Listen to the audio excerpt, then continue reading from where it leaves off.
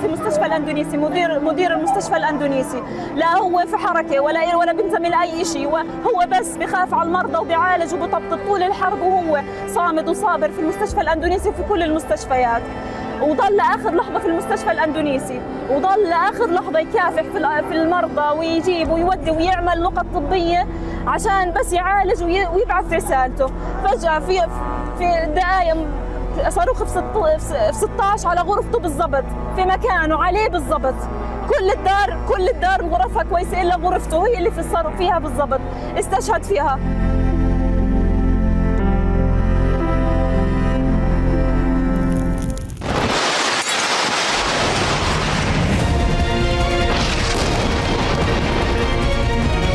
And we think within the next week we're going to get a ceasefire.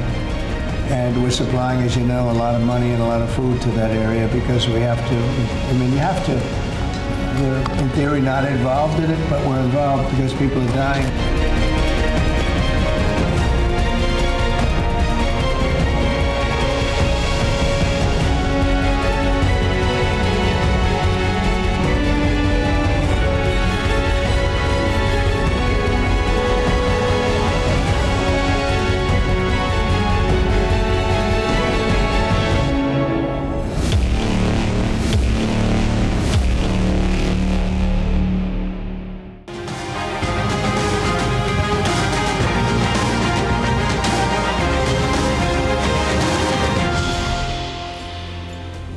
Selamat malam pemirsa. Zionis Israel dan sekutunya Amerika Serikat sudah terkenal di panggung dunia berulang kali melanggar hukum internasional dan piagam PBB.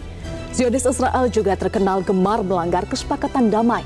Pasca gencatan senjata akhir Januari lalu misalnya, Zionis Israel membombardir jalur Gaza dan tepi barat dengan rudal dan roket pada 18 Maret. 413 orang tewas dan 500 orang terluka.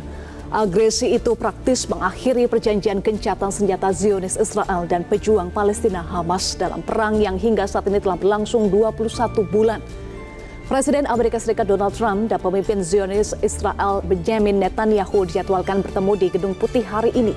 Proposal gencatan senjata 60 hari dari Trump akan menjadi salah satu materi diskusi. Selama ini Netanyahu selalu menyatakan menghancurkan Hamas adalah solusi tuntas perdamaian di jalur Gaza. Akankah Presiden Trump memprioritaskan perdamaian di jalur Gaza dibandingkan loyalitas terhadap sekutunya? Dan apa saja peran yang dimainkan Indonesia untuk berperan aktif mewujudkan kemerdekaan Palestina? Bersama saya Eva Wondo, inilah Top Issue, membongkar tipu daya Zionis Israel.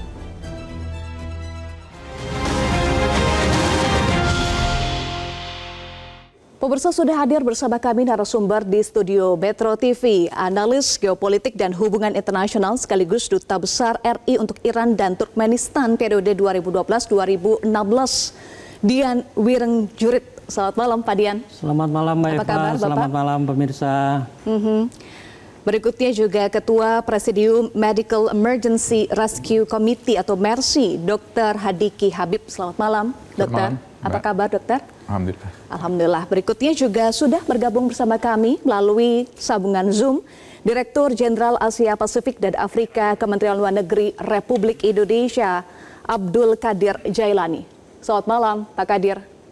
Selamat malam, Eva. Selamat malam. Baik, terima kasih Bapak-Bapak sudah bergabung bersama kami di Top Issue. Pemirsa, saat Presiden Amerika Serikat Donald Trump berjanji mewujudkan gencatan senjata di jalur Gaza, Zionis Israel kembali menargetkan warga sipil Palestina. Roket dan rudal Zionis Israel yang mengincar pemukiman di Gaza menewaskan Direktur Rumah Sakit Indonesia, Dr. Marwan Al-Sultan dan keluarganya. Dr. Marwan bukan tentara atau milisi. Rumah sakit yang dipimpin oleh Dr. Marwan adalah wujud solidaritas bangsa Indonesia untuk Palestina.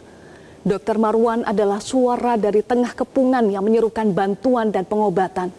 Dr. Marwan kerap menginformasikan krisis kemanusiaan di Gaza, khususnya sejak agresi Zionis Israel dimulai. Pemirsa, dari Dr. Marwan pula, dunia mengetahui serangan Zionis Israel terhadap Rumah Sakit Indonesia. Kini suara itu terhenti bukan karena kelelahan, namun karena dilenyapkan paksa oleh ledakan. Ini adalah hantaman langsung terhadap nurani kemanusiaan yang selama ini dibawa Indonesia di Gaza. Iya, tentu kami sampaikan duka mendalam Pak Dr. Habib atas berpulangnya Direktur Rumah Sakit Indonesia Dr. Marwan Al-Sultan. Bagaimana respon pertama kali yang diterima oleh Mercy saat itu mendapatkan kabar duka pertama kali? Ya, terima kasih Mbak Eva. Tentu kita sangat terkejut ya, meskipun kita juga memahami dalam kondisi di Gaza ini syahid itu merupakan salah satu hal yang lazim bagi mereka gitu. Tapi tetap saja kita terkejut, apalagi ketika informasi ini sampai itu kita memang sedang berkumpul di kantornya, kita sedang membahas program-program yang akan dilanjutkan di Gaza.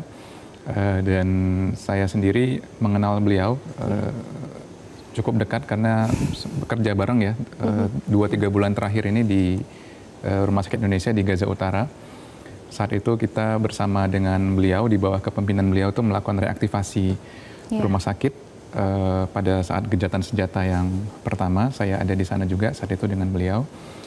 Dan tentu sangat terkejut dan duka yang mendalam ya, karena kita mengenal, saya sebagai dokter, beliau juga sebagai seorang dokter spesialis senior gitu ya. Jadi ada namanya kesejawatan gitu ya antar profesi, dan sebagai senior tentu kita mengenal sekali beliau menjadi salah satu contoh bagaimana dia menjalankan tugas profesinya gitu di tengah segala keterbatasan. Betul. Gitu. Jadi ya doa kami semoga keluarga yang ditinggalkan dan masyarakat Gaza selalu dikuatkan. Ya, amin, amin ya robbal alamin. Almarhum Dr. Marwan terus memimpin Rumah Sakit Indonesia di Gaza Utara meskipun menghadapi berbagai ancaman kemudian keterbatasan yang tadi Anda sampaikan, Dokter. Bagaimana Mercy melihat dedikasi almarhum selama ini? Ya, satu hal yang perlu kita pahami bahwa beliau adalah seorang profesional medis yang legitimate. Bukan hanya di masyarakat Gaza tapi juga di dunia internasional. Kenapa? Karena beliau sebagai tenaga kesehatan yang juga memimpin rumah sakit selalu memang menyuarakan situasi kesehatan. Ya, situasi kesehatan yang terjadi ketika terjadi sebuah permasalahan atau keterbatasan. Dalam hal ini tentu serangan-serangan dari pihak penjajah ke lingkungan tempat mereka hidup, gitu ya. Dan selama proses genosida di Gaza ini, Dr. Marwan sendiri juga bekerja sama dengan berbagai lembaga internasional lainnya yang masuk ke dalam Gaza dengan berbagai tim medis internasional. Saya sendiri ikut di dalamnya, berinteraksi dengan rapat bareng itu. Jadi kalau kita di Rumah Sakit Indonesia itu tiap pagi itu beliau selalu datang pagi untuk morning meeting gitu. Jadi kita ketemu dengan tim medis dari Inggris, tim medis dari Belanda, dari Spanyol, dari Maroko, dari Kanada gitu, datang berganti-gantian dan berbagi tugas di situ. Ada yang di bagian gawat darurat, ada yang di bagian poliklinik anak, ada yang di bagian pembedahan gitu ya, berbagi-bagi di situ. Jadi beliau memimpin pelayanan kesehatan itu memang lintas negara di dalam di dalam wilayah yang beliau pimpin gitu. Dan memang fokusnya adalah di bidang kesehatan. Jadi pembunuhan seorang cendekiawan gitu ya. Dalam hal ini di bidang medis, tentu selain memang sebuah kejahatan kemanusiaan juga ada usaha untuk menghilangkan gitu ya, menghilangkan daya peradaban dari masyarakat yang ada di situ sebenarnya. Karena bagaimanapun selain sebagai dokter, karena beliau orang cendekiawan, tentu dia punya murid-murid gitu ya yang memang mencontoh pribadi beliau ya, minimal dokter-dokter muda yang ada di Gaza sekarang. Ya. Lalu bagaimana respon atau sikap pemerintah Indonesia? Saya tanyakan ke Pak Kadir. Pak Kadir, apa sikap pemerintah Indonesia atas serangan Zionis Israel yang menewaskan Direktur Rumah Sakit Indonesia di Gaza? Pak Kadir. Yang pasti berita duka itu mendapat perhatian khusus dari pemerintah Indonesia, dan pemerintah Indonesia juga secara khusus menyampaikan belasungkawa dan simpatinya kepada keluarga Dr. Marwan. Itu yang pertama. Kemudian kedua, bagi pemerintah Indonesia tindakan kekerasan yang secara khusus ditujukan ke sasaran atau warga sipil jelas merupakan pelanggaran hukum internasional.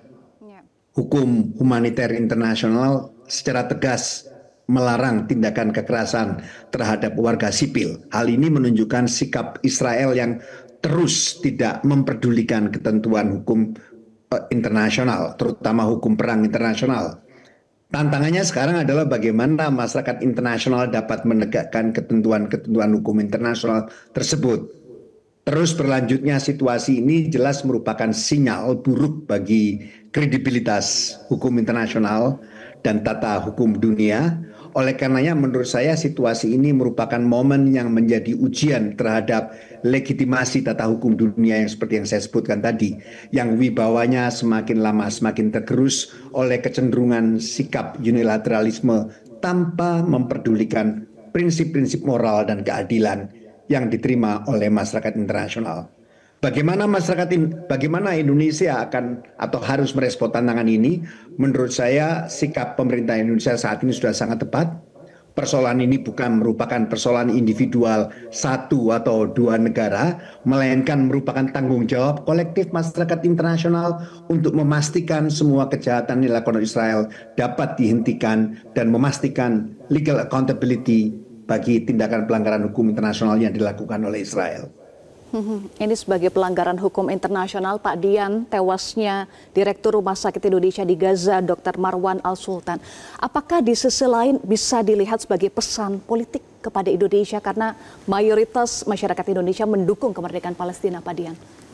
Terima kasih Mbak Eva, terima kasih pemirsa. Begini cara melihat saya. Kalau ditanya tadi seperti pertanyaan kepada Mas Habib tadi, bagaimana reaksi? Saya kaget dan tidak kaget.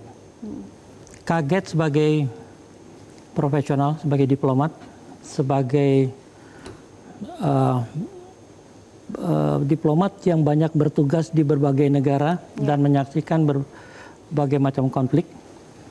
Kaget sebagai manusia karena pembunuhan, saya bilangnya pembunuhan karena kelihatannya memang diarahkan.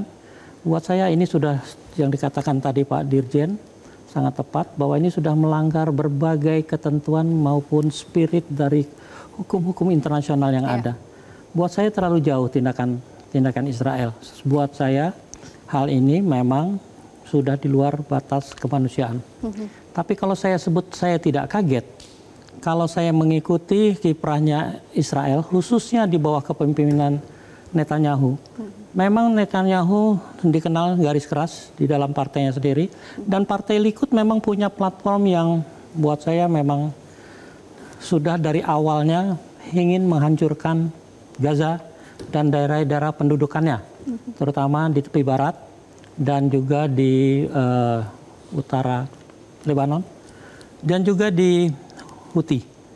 Kalau di Houthi misalnya, dia harus berhadapan dengan entitas negara yang punya kedaulatan. Dia punya pertimbangan lain untuk tidak membombardir seperti Gaza. Seperti juga di Lebanon, ketika dia tidak bisa membombardir seenaknya seperti Gaza karena Hezbollah merupakan entitas politik yang diakui resmi di Lebanon. Sementara Gaza adalah suatu wilayah kecil terpencil, dikelilingi hanya oleh Israel dan Mesir, jauh dari jangkauan internasional yang sebenarnya sudah memang tidak berdaya secara apapun, apalagi secara militer. Kalau sampai sebuah kawasan yang sudah tidak berdaya ini dihancur leburkan, buat saya tidak ada kata lain selain biadab. Nah, pembunuhan terhadap Dr. Marwan Al-Sultan ini buat saya satu bentuk lagi dari serangkaian kelakuan Israel di berbagai konflik khususnya dengan Palestina sebelumnya, yang memang tidak ragu-ragu menyasar sipil, menyasar jurnalis, menyasar tenaga-tenaga medis dan sebagainya. Memang harus ada upaya internasional seperti dikatakan Pak Dirjen tadi, yang lebih dari sekadar menyatakan, mengecam, mengutuk, tapi juga harus ada tindakan yang mungkin harus dicari formulasinya, yang tapi menunjukkan bahwa ini bukan lagi concern negara tertentu, tapi bukan lagi concern kawasan, tapi sudah menjadi concern dunia. Ya, ini tindakan Zionis Israel sudah terlalu jauh, bahkan Anda sebut biadab, Pak Dian. maka menyebabkan Gaza sampai saat ini masih membara, padahal negosiasi gencatan senjata sedang berlangsung. Mengapa serangan tanpa henti terus berlangsung di Gaza? Kami akan bahas lagi usai jeda, pemirsa, tetaplah bersama kami di Top Issue.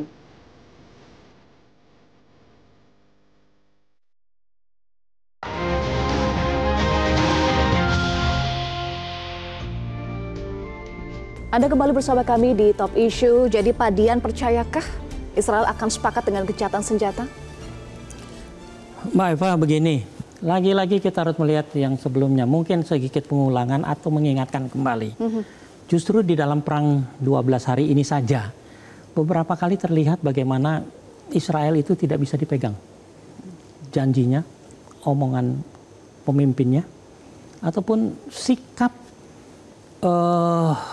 militer Israelnya. Contoh paling gampang, serangan tanggal 10 Juni, itu di tanggal 13 Juni, itu dilakukan padahal tanggal 10 itu sedang berlangsung proses negosiasi antara Amerika dan Palestina untuk mencapai sebuah gencatan senjata. Tiba-tiba menyerang. Apakah itu bisa dipercaya? Trump, Amerika, juga dalam hal ini begitu. Menyatakan 12 hari akan ada break untuk melihat sampai Amerika menentukan sikap. Totonya menyerang. Kalau kita rujuk khusus ke Gaza saja, berapa kali gencatan senjata diingkari oleh Israel. Artinya apa sih?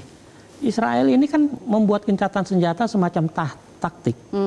Kelihatannya untuk melemahkan posisi lawannya. Seakan-akan oke, kita jeda, silakan konsolidasi, kami pun konsolidasi. Tapi ternyata beda konsolidasi dan apa yang dilakukan Israel. Israel tidak melakukan konsolidasi, dia hanya melanjutkan upaya penyerangannya kok. Sementara di Gaza misalnya, ketika ada kabar gencatan senjata, rakyat sudah mulai berani keluar, sudah mulai mencari bantuan yang diberikan kepada mereka. Tapi ketika itulah rupanya Israel memanfaatkan keadaan untuk menyerang secara membabi buta. Jadi menurut Anda, gencatan senjata hanya sekedar strategi Israel untuk mengulur waktu, bahkan melanjutkan langkah-langkah pemusnahan yang dilakukan oleh Israel? Betul seperti itu menurut saya. Kenapa? Karena sejauh ini tidak ada penjamin di luar Amerika. Kalau saja gencatan senjata itu dibuat juga dengan melibatkan katakan Rusia atau Cina, saya yakin hasilnya pun bisa beda. Karena ini siapa yang menjamin? Yang membuat mereka, yang mengusulkan mereka, yang menentukan terms of condition-nya mereka. Artinya Gaza disuruh menerima, dan ini mau dipaksakan kepada Iran misalnya. Menerima gencatan senjata dengan dalam arti stop program nuklir. Kan tidak semudah itu gitu loh, antara mewujudkan suatu gencatan senjata yang sifatnya sementara dengan menetapkan syarat yang berlaku permanen. Tidak mungkin gitu. Nah, itulah Israel yang didukung oleh Amerika. Informasi untuk hari ini dijadwalkan ada pertemuan Pak Dian antara Presiden Amerika Serikat Donald Trump dan Benjamin Netanyahu. Trump juga sebelumnya menyatakan berjanji menekan Israel untuk mau ceasefire atau gencatan senjata ya. Tapi kita berulang kali dengar statement dari Netanyahu nampaknya tetap ingin menghancurkan Hamas. Jadi apakah optimis Amerika bisa menekan Israel untuk bisa menyetujui gencatan senjata? Saya tidak tahu karena konsep gencatan senjatanya sendiri mungkin ditafsirkan secara berbeda oleh Netanyahu. Dan itulah yang menyebabkan misalnya Netanyahu merasa gencatan senjata ini sedang diupayakan dengan Iran. Sementara masih melihat Gaza sebagai ancaman walaupun sudah hancur lebur. Buat saya hanya untuk menarik satu perhatian konstituennya bahwa ancaman-ancaman yang katanya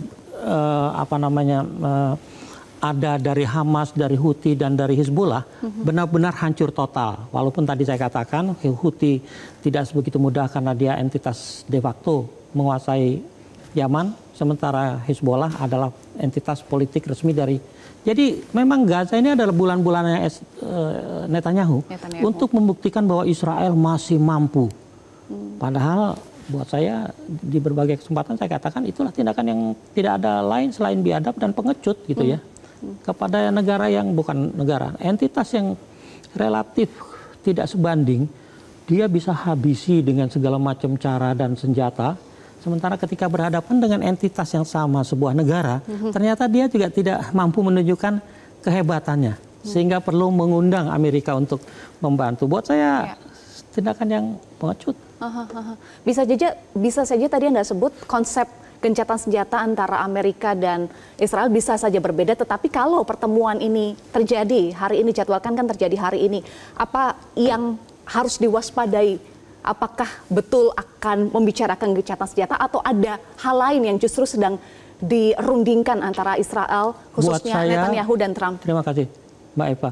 Buat saya harus ada upaya di balik layar yang harus dimainkan oleh Rusia dan Cina untuk menjamin bahwa gencatan senjata kali ini bukan gencatan senjata yang syarat-syaratnya ditentukan oleh Israel atau Amerika, tapi syarat-syarat yang benar-benar objektif yang bisa diterima siapapun negara itu, Israel, Iran atau Amerika, dan ada yang bisa menjamin kalau kali ini Israel tidak memenuhi, mereka tidak akan tinggal diam. Buat saya harus ada, inilah diplomasi. Artinya tidak perlu kelihatan, tapi saya yakin hal ini lagi dijalankan. Oke. Saya ingin tanya ke Pak Kadir juga, karena Hamas memberikan syarat penarikan total pasukan Israel dari Gaza, kemudian jaminan Israel tidak melanjutkan serangan dan distribusi bantuan dikembalikan ke PBB.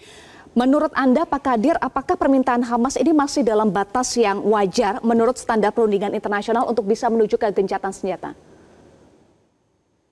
Permintaan Hamas mengenai penarikan mundur seluruh pasukan Israel dan pemberian akses bagi bantuan kemanusiaan merupakan situasi ideal yang diharapkan masyarakat internasional. Dunia internasional jelas menghendaki agar pendudukan di Gaza harus segera dihentikan dan bencana kemanusiaan yang terjadi terus segera dihentikan dan harus segera dihentikan pula. Dari perspektif keadilan, tentunya permintaan ini merupakan sesuatu memang yang seharusnya terwujud. Namun, ada satu hal yang ingin saya garis bawahi, di dalam dunia nyata, di dalam dunia politik realism, setiap perundingan tidak selalu menghasilkan kesepakatan yang mencerminkan keadilan. Meskipun dalam teori perundingan internasional dapat diharapkan dapat menghasilkan solusi yang adil dan menguntungkan semua pihak, tapi dalam kenyataan seringkali hasil perundingan internasional akan selalu dipengaruhi oleh berbagai faktor yang seringkali dirasakan kurang adil. Hal ini terjadi karena kekuatan negara peserta perundingan yang tidak simetris atau posisinya yang tidak seimbang. Tadi Pak Dian Wiranjuri menjelaskan bagaimana Israel dan Amerika lebih mendominasi dalam proses perundingan. Oleh karenanya seringkali proses perundingan seperti ini, para pihak yang dalam posisi yang lemah terpaksa mengambil pendekatan pragmatis dan bahkan mungkin kompromi politik yang seringkali terpaksa dilakukan. Situasi seperti ini yang sangat saya khawatirkan akan terjadi, sehingga solusi yang adil bagi konflik Palestina-Israel dapat diwujudkan itu akan semakin sulit. Ini yang saya khawatirkan. Ya, betulkah akan semakin sulit, Pak Dian, karena Palestina, Hamas dalam posisi yang lemah untuk berdiskusi dalam gencatan senjata? Terima kasih lagi Mbak Eva. Dalam hal ini, coba kita lihat ya, bagaimana memang Palestina tidak punya leverage. Palestina dalam hal ini Gaza ya, Hamas. Semuanya sudah dihancur luntakan oleh Israel. Pemimpin-pemimpinnya juga tidak lagi mungkin di tempat. Sebagian menyebar. Kepada siapa mereka harus melakukan konsolidasi. Mereka kehilangan segalanya. Yang ada di sana hanya rakyat dan penderitaan yang tidak berakhir. Coba kita lihat lagi. Misalnya, gencatan senjata sendiri mestinya dilakukan secara bertahap. Tahap pertama adalah penghentian saling tembak. Nomor satu itu. Apakah sudah terjadi itu? Belum, sampai sekarang masih bahkan semakin intens. Betul, dilakukan hanya oleh Israel. Karena kita lihat sendiri di berita. Rakyat Gaza sudah tidak berdaya. Mereka hanya butuh bantuan hanya untuk survive, hidup. Loh, kok masih diserang? Loh, syarat pertama, step pertama gencatan senjata saja tidak bisa dipenuhi. Bagaimana kita mengharap Israel seperti yang disampaikan oleh kawan saya Pak Dubes, Pak Dirjen itu, kita bisa punya gencatan senjata yang ideal, yang diharapkan oleh Hamas. Dalam hal ini penarikan mundur pasukan Israel. Sementara Israel pun tidak mau menarik mundur, tapi juga punya tuntutan yang juga mungkin menjadi salah satu sisa dari leverage-nya Hamas, yaitu sandera yang masih ditahan dan jenazah warga Israel yang masih ditahan. Dan sekarang kita mau mulai dari mana? Kalau sebuah perundingan yang setara, mungkin bisa dilakukan penarikan dan pengembalian sebagian jenazah atau sandera. Tapi ini tanpa apapun step pertama saja Israel tidak melakukan kok. Iya. Syarat Bagaimana pertama gencatan senjata saja tidak dipenuhi. Betul. Kondisi di Palestina di jalur Gaza semakin parah. Nanti kita akan tanyakan juga ke Dr. Habib ya. Mungkin informasi dari rekan-rekan yang ada di sana. Usai jeda pemirsa tetaplah bersama kami di Top Issue.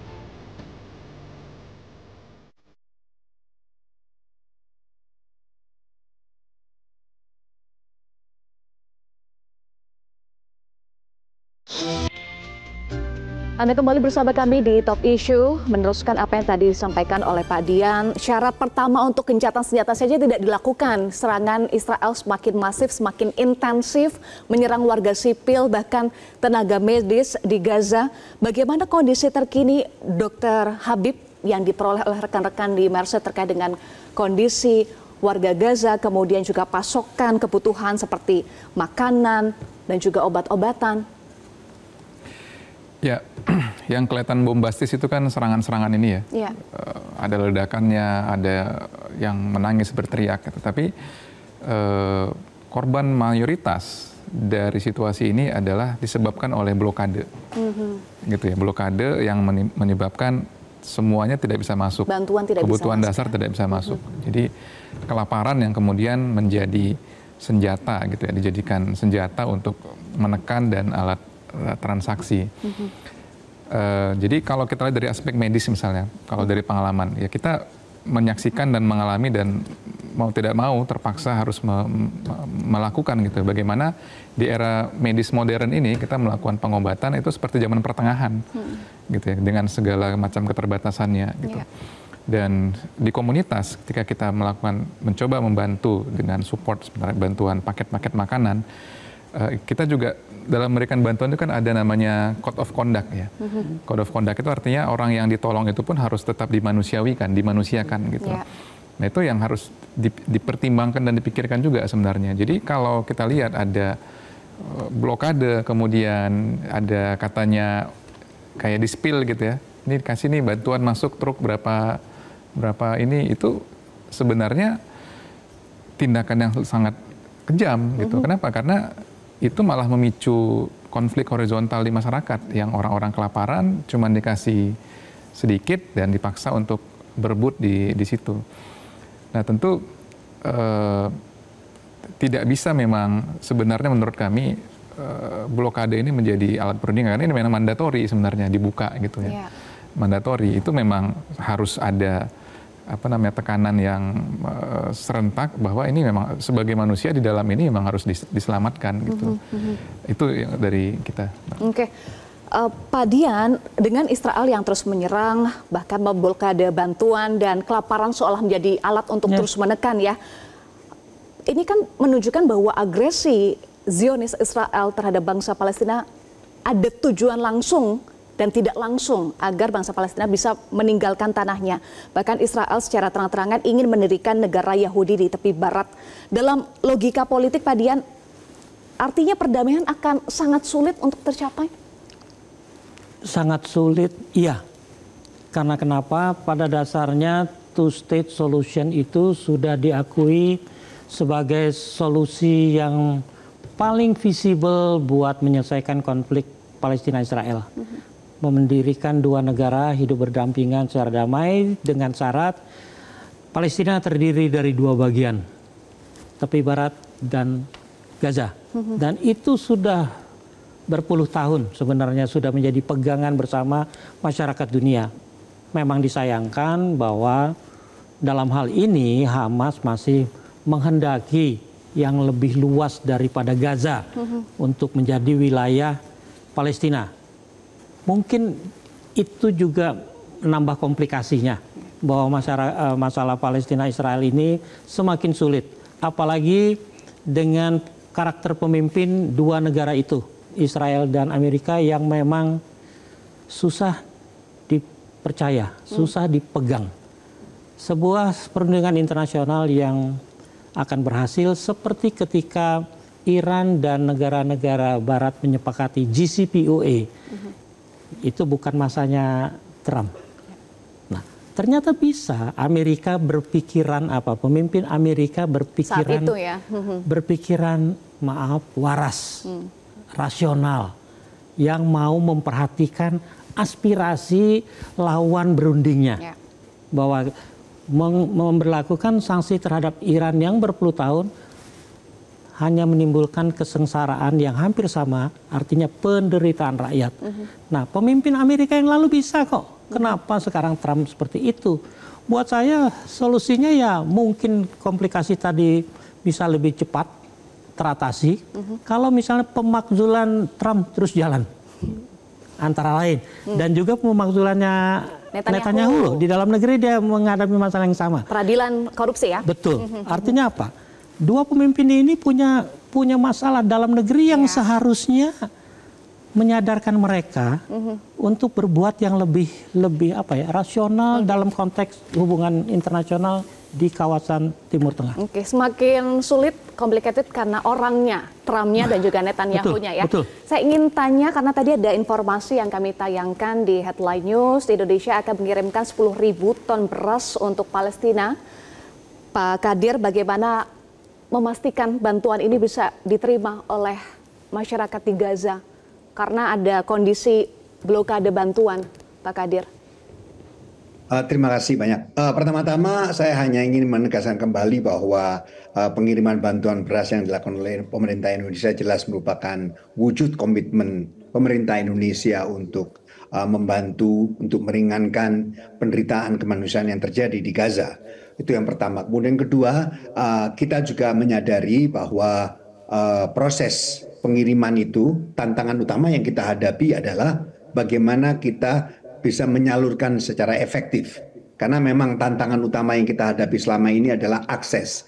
Oleh di sini tadi dikatakan bahwa kita melakukan kerjasama dengan otoritas Palestina dan mungkin juga akan berkomunikasi dengan beberapa NGO yang ada di lapangan.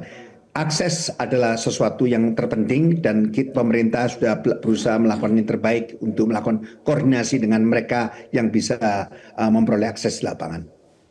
Tentu ini adalah bentuk nyata dukungan Indonesia yang terus memberikan bantuan kepada rakyat Palestina. Akses menjadi sangat penting, Pak Dian. Bagaimana ya negara Indonesia sudah berupaya mengirimkan bantuan sebagai bentuk wujud solidaritas ya, tetapi sulit karena aksesnya, Pak Dian.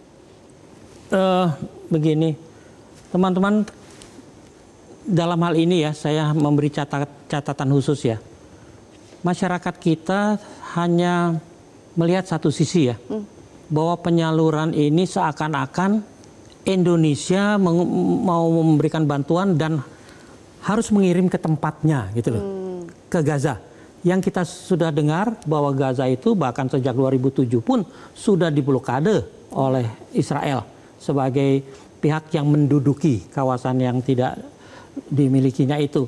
Nah, kalau kita cuma berharap sampai bantuan 10.000 ton beras ini kita kirim langsung, tidak akan mungkin.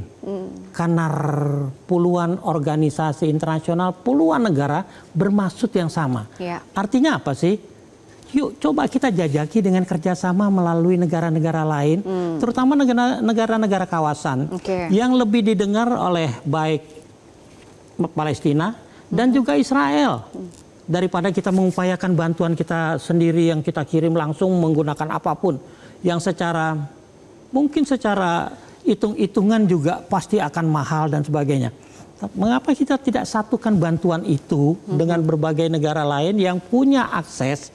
Saya yakin sejumlah organisasi non pemerintah internasional itu juga masih ada yang bisa bernegosiasi dengan baik khususnya Amerika dan Israel. Juga negara-negara yang lebih didengar daripada kita memaksakan bantuan kita harus langsung ke tujuan. Oke, negara-negara yang bisa didengar tadi Anda juga sempat mention ya di awal misalnya Rusia. Nah ini kan Rusia Cina sebagai negara yang bisa membuat Amerika mendengar concern internasional. Tapi negara-negara yang selama ini jelas lebih terlibat seperti Mesir, Qatar, Oman, yang dalam prosesnya banyak proses perundingan gencatan senjata saja banyak terlibat. Artinya mereka memang punya kemungkinan kesempatan untuk menyampaikan secara langsung kepada Israel, perlunya bantuan ini diberikan akses gitu loh. Daripada kita yang mencoba meyakinkan otoritas Palestina. Dan saya tanya ke Pak Kadir, apakah itu sudah dilakukan tadi apa yang disampaikan oleh Pak Dian, Pak Kadir? Mengenai upaya pemerintah Indonesia untuk mewujudkan perdamaian di Palestina, sebagaimana diketahui bahwa Menteri Luar Negeri telah dalam berbagai kesempatan menjadi salah satu anggota OIC Contact Group. Ini merupakan tulang punggung negara-negara Islam dan negara berkembang untuk mengupayakan two-state solution. Dan bukan hanya itu, bahwa bahkan beberapa waktu yang lalu Indonesia juga dipercaya, diberi mandat untuk memimpin satu working group dalam International Conference tentang two-state solution yang seharusnya sudah berlangsung pada bulan lalu, tapi karena situasi di Timur Tengah maka International Conference tersebut ditunda untuk beberapa waktu. Satu yang terpenting begini, Eva, bahwa kita mengetahui bahwa tadi sudah dijelaskan bahwa Israel memang jelas memiliki intensi untuk melakukan pendudukan di tepi barat secara dan Gaza secara permanen. Itu tampak dari policy, measures, dan langkah-langkah legislasi yang dilakukan oleh Israel di kedua tempat itu. Oleh karenanya, dalam konteks ini, International Court of Justice telah secara tegas mengatakan bahwa semua tindakan Israel itu merupakan tindakan illegal, bahkan occupation-nya pun juga merupakan tindakan illegal. Di sini, root causes-nya adalah mengenai adanya occupation. Oleh karenanya fokus kita saat ini adalah bagaimana kita menghentikan pendudukan dari Israel di kedua daerah itu. Langkah ini tidak mudah dan seperti saya katakan tadi itu, hal ini bukan tanggung jawab satu atau dua negara, melainkan tanggung jawab kolektif banyak negara, tanggung jawab kolektif masyarakat internasional, terutama apabila kita semua negara-negara yang ada saat ini sangat peduli dengan masa depan tata hukum dunia. Karena kalau kita biarkan ada satu negara yang dapat dengan mudahnya secara terus-menerus menggerus legitimasi hukum internasional, maka kita akan mengkhawatirkan masa depan dunia di masa mendatang, karena ketidakmenentuan dan ketidakpastian menjadi hal yang sangat lumrah. Ya, ini tanggung jawab banyak negara, Pak Dian. Ada tambahan dari apa yang disampaikan oleh Pak Kadir? Terima kasih Pak Dirjen. Menambahkan begini, kembali ke masalah bantuan ya. Buat saya begini, masyarakat kita kadang-kadang juga berharap terlalu banyak atau terlalu besar. Bahwa bantuan kita 10.000 ton untuk saudara-saudara kita di Gaza itu dibutuhkan, jelas. Bantuan itu pasti dihargai, bukan hanya oleh Palestina, tapi oleh masyarakat internasional. Masalahnya satu, yang ingin menyumbang, berkontribusi untuk membantu masyarakat di Gaza, puluhan negara, puluhan organisasi internasional, pemerintah, puluhan organisasi internasional non-pemerintah, semua sudah mengumpulkan bantuan yang kalau ditotal, bantuan kita mungkin jadi kecil. Tapi kalau kita dengan bantuan 10.000 ton itu ingin langsung diterimakan kepada rakyat Palestina di Gaza, buat saya terlalu jauh permintaan itu. Baik. Karena harus melalui prosedur yang jelas bantuan yang lebih banyak akan diutamakan. Mengapa? Itu yang tadi saya maksud. Mengapa kita tidak bekerja sama menitipkan bantuan kita secara internasional? Saya yakin siapapun pasti menghargai dan mengakui bahwa dalam bantuan internasional yang bisa disalurkan karena mereka yang punya akses, pasti Indonesia disebut.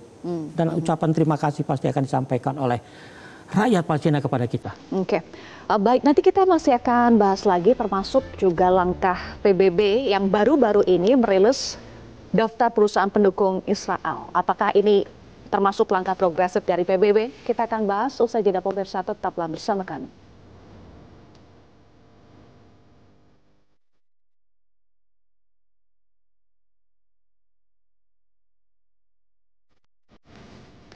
Terima kasih pemirsa, Anda masih bersama kami. Pak Dian, baru-baru ini PBB merilis daftar perusahaan pendukung Israel. Apakah ini termasuk langkah progresif dari PBB?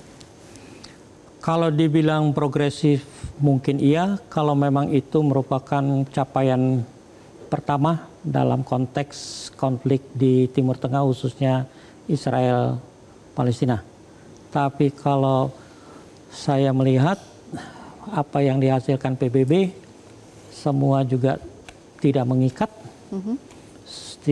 belum tentu ada yang mematuhi, baik perusahaannya atau negara tempat perusahaan itu bermarkas besar, belum tentu juga akan mematuhi, karena semua keputusan PBB baik dalam bentuk resolusi sekalipun resolusi Dewan Keamanan tidak ada yang mengikat.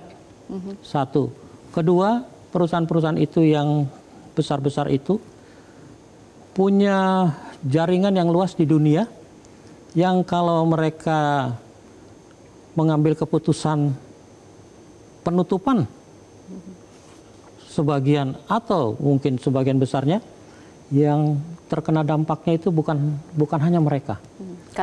Karyawan di negara-negara tempat perusahaan itu berada. Dan artinya apa? Apakah kita siap hanya untuk mengecam sebuah perusahaan yang namanya ada di situ supaya menghentikan penyaluran dananya? Apakah kita juga tahu penyaluran dana itu untuk siapa, kepada siapa? Buat saya apa yang dilakukan PBB tidak lebih sekedar memenuhi aspirasi internasional, mengingat kuatnya jaringan bisnis kelompok Yahudi di dunia. Yang kemudian orang mengkaitkan mungkin dana-dana peperangannya Israel berasal dari sana. Mungkin saja, saya tidak bisa mengkonfirmasi, bahkan mungkin PPATK internasional juga belum tentu bisa mengkonfirmasi kalau ada. Jadi buat saya, kita lihat saja, karena ini baru, kalau dibilang pertama kali, kita lihat saja apa yang akan berlangsung. Buat saya rasanya sih tidak akan terlalu berdampak nyata pada perbaikan kehidupan di Gaza. Kalau katanya mereka meninggalkan Indonesia, katakan perusahaan-perusahaan itu meninggalkan Indonesia. Saya ingin ke Pak Kadir, apa langkah progresif yang akan dilakukan Indonesia untuk mendukung kemerdekaan Palestina, Pak Kadir? Pertama-tama mungkin sebelum saya menjawab pertanyaan itu, Mbak Eva, saya ingin menambahkan apa yang disampaikan oleh Pak Dian tadi mengenai beberapa perusahaan yang diumumkan. Pertama-tama saya ingin menekankan bahwa list yang diumumkan itu dikeluarkan oleh Special Rapporteur untuk urusan Palestina, dan di sini list tersebut bukan keputusan dan tidak memiliki makna apa-apa karena bukan diambil oleh organ PBB, terutama Dewan Keamanan PBB. Memang idealnya apabila memang kita mengharapkan ada tindakan konkret, sanksi dan sebagainya, itu tentu harus ada keputusan dari Dewan Keamanan. Dan namun saya juga pada saat yang sama saya memahami apa yang disampaikan oleh Pak Dian Wilangjuri tentang sulitnya untuk memperoleh keputusan Dewan Keamanan. Itu yang pertama. Kemudian kedua, mengenai apa yang dilakukan oleh pemerintah saat ini. Yang pasti adalah, tadi saya sudah tegaskan, akar persoalan yang ada di Timur Tengah, bukan hanya masalah Palestina, di seluruh Timur Tengah adalah pendudukan Israel di tepi barat Sungai Yordan dan Gaza. Dan kita sudah mengetahui, pengadilan internasional sudah mengatakan bahwa pendudukan itu adalah illegal. Dan kita juga ada melihat berbagai resolusi Dewan Keamanan yang mengatakan bahwa occupation itu harus segera diselesaikan dan menuju two-state solution melalui sebuah mekanisme perundingan, dan two-state solution ini harus sesuai dengan parameter yang disepakati. Karena masyarakat internasional sudah clear ada beberapa parameter. Kita ketika berbicara mengenai two-state solution, bukan sekedar bahwa hanya ada dua negara. Ada beberapa parameter yang perlu dipenuhi. Misalnya adalah tentang batas negaranya di mana. Two-state solution apabila kita sepakat ada sebuah masyarakat negara Palestina yang merdeka, harapan kita adalah batas negaranya adalah sesuai dengan batas sebelum tahun 1967. Itu pertama. Kemudian kedua, mengenai ibu kota Palestina, Yerusalem sebagai ibu kotanya. Dan ketiga, mengenai hak orang-orang Palestina untuk kembali ke tanah airnya. Saya mengetahui bahwa ketiga isu itu tersebut merupakan isu yang sangat sulit sekali. Kalau kita melihat dari sejarah atau yang sudah pernah terjadi sebelumnya, perundingan damai antara Palestina dan Israel semua terhenti karena ketiga persoalan tersebut. Ya. Persoalan ibu kota negara, persoalan batas negara, dan persoalan hak untuk kembali itu merupakan hal yang big no buat orang-orang Israel. Ini yang menjadi persoalan. Baik. Dan oleh karenanya sekali lagi buat kita adalah bagaimana kita mendorong two-state solution. Tadi saya katakan bahwa Indonesia termasuk satu pemeran kunci untuk adanya upaya khusus membentuk international conference di PBB yang secara khusus memfokuskan pada two-state solution. Oke, saya tidak tahu bagaimana two-state solution ya. Baik, ya, Pak Kadir. Karena itu adalah akar persoalannya. Iya, terakhir Dr. Habib, dengan berbagai tantangan bahkan sampai berkorban nyawa, apakah misi Mercy kemanusiaan di Gaza akan terus berlanjut? Ya, prinsipnya kita memang harus terus menyuarakan apa yang ada di Gaza ini, dan jalur-jalur profesional yang memang kita punyai tentu harus kita manfaatkan gitu ya, untuk memberikan langkah-langkah yang mungkin one step forward gitu ya kepada masyarakat, dan tentu saja hal-hal seperti ini harus kami terus lakukan dengan strategis.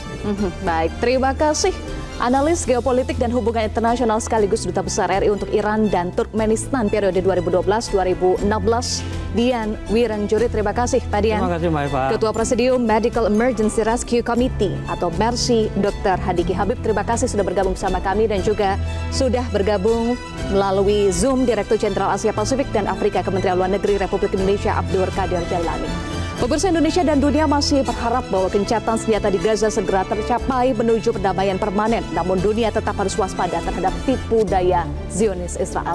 Atas nama rekan-rekan yang bertugas, saya Eva Wondo pamit undur diri. Terima kasih pemirsa, selamat malam dan tetaplah bersama kami di Metro TV.